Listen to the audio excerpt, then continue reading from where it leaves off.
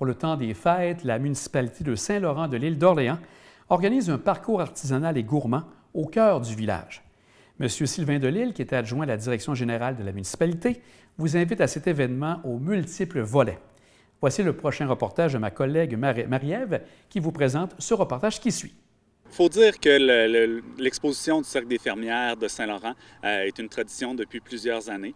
On organisait aussi un marché public durant l'été et lors de la dernière édition du marché public, il y a eu des commerçants et des artisans qui nous ont soumis l'idée qu'ils aimeraient organiser quelque chose pour la période des fêtes. Donc c'est un peu de là que vient l'initiative, puis en même temps ça permet à la municipalité de soutenir vraiment tout le dynamisme des commerçants et des artisans. Il faut dire que la municipalité de Saint-Laurent connaît quand même un certain renouveau commercial depuis quelques années. On a plusieurs nouveaux commerces, nouveaux artisans qui sont venus s'installer dans la municipalité. Donc, c'est un peu une façon de soutenir tout ce beau dynamisme-là. C'est d'organiser un parcours artisanal et gourmand lors d'une fin de semaine, donc les 27 et 28 novembre prochains. Il va y avoir différents arrêts le long, vraiment au cœur du village de Saint-Laurent. Et les gens vont pouvoir soit le faire à pied ou à voiture.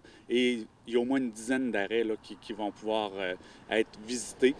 Certains, c'est des arrêts de groupe. D'autres, c'est vraiment les commerces du cœur du village qui rouvrent leurs portes pour cette fin de semaine-là. Donc, c'est une belle activité. Oui, pouvez-vous nous parler de quelques arrêts déjà qu'on va pouvoir découvrir? Bien, certainement. Il reste des confirmations à venir, mais et toutes les informations vont être diffusées sur le site Internet de la municipalité au www.saintlaurentio.com. Mais on peut déjà mentionner plusieurs commerces, dont la confiserie Tigidou, le Club des jeunes entrepreneurs, Atelier Histoire de pêche, le Jardin des arts, la boutique au nom de la mère et du fils, qui est une nouvelle boutique à l'île d'Orléans.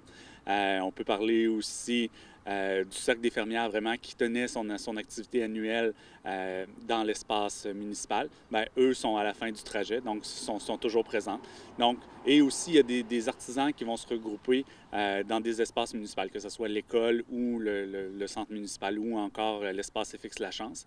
Et donc, ça permet vraiment d'avoir une quantité assez unique, dans le fond, comme événement, dans un trajet vraiment très court. On parle d'environ 750 mètres de distance.